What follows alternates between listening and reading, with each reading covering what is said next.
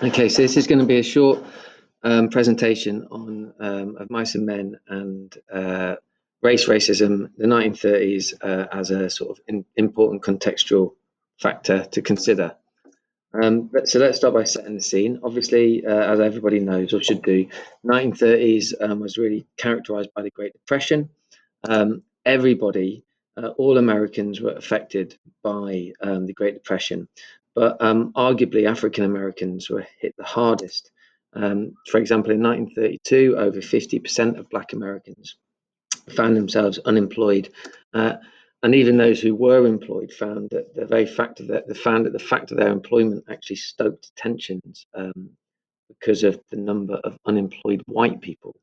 And there was a real sort of movement that called for black people to be sacked, fired, moved on from their jobs so that their places could be filled by white workers. Um, and unfortunately, although there was some kind of charity and state intervention to help those affected by the Great Depression because of the poverty they had fallen into, it seemed to be the case that Black Americans had less access to that aid. And I've read reports about charity soup kitchens and the like actually not allowing Black people to come and use them. And so I think you could safely argue that over the 30s, this period of the Great Depression, racism increased. It was a cutthroat, dog eat dog world, very individualist in terms of the mentality people adopted.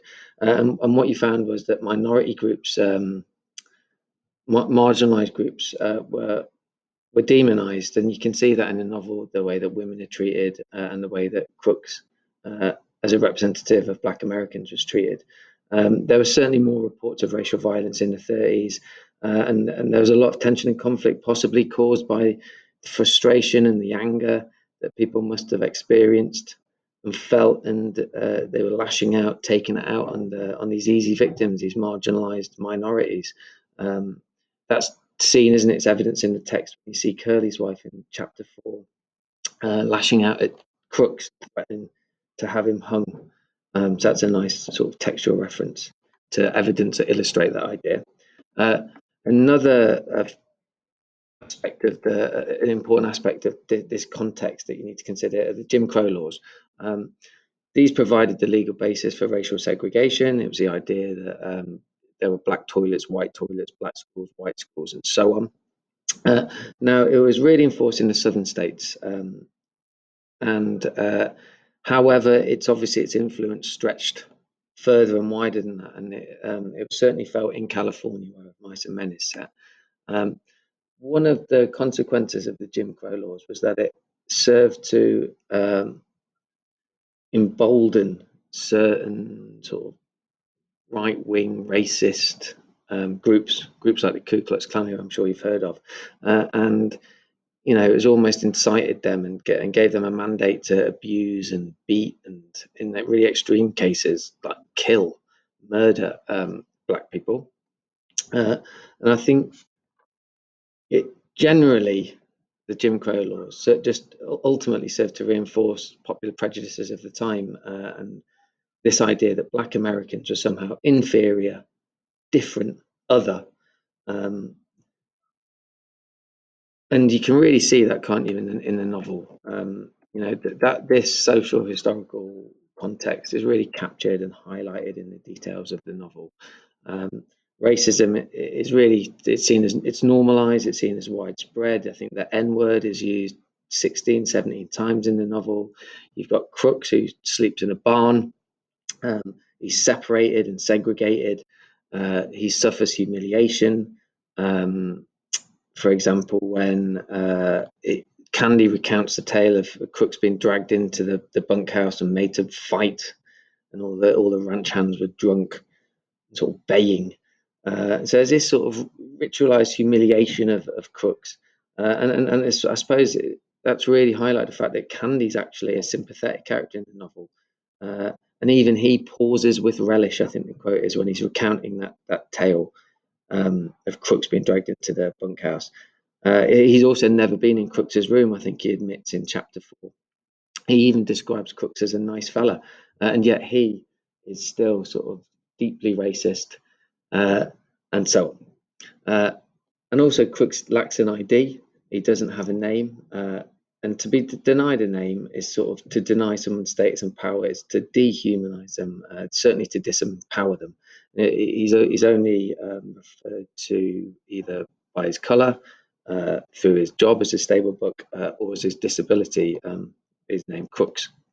You really see the impact of all of this, in chapter 4, when you see the way Crooks behaves towards other men. He's described as being aloof. He keeps to himself. He's distrustful and defensive.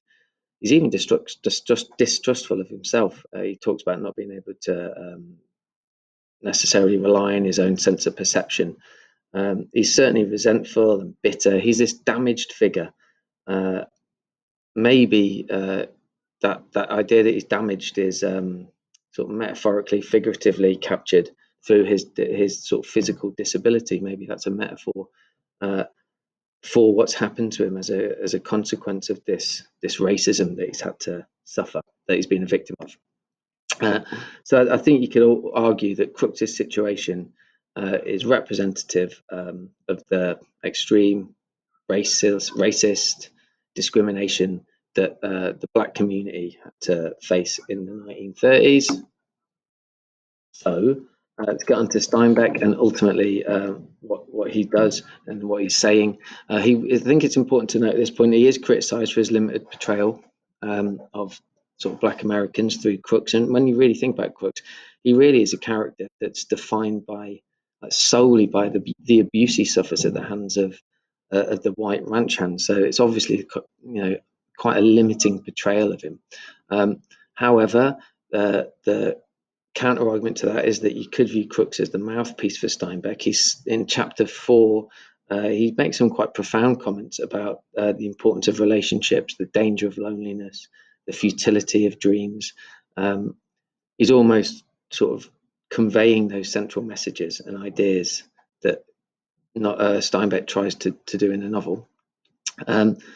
But generally speaking, the novel, I think, is used by Steinbeck to reflect real world attitudes. It's almost a documentary of the 1930s and therefore focuses on this racial discrimination. It really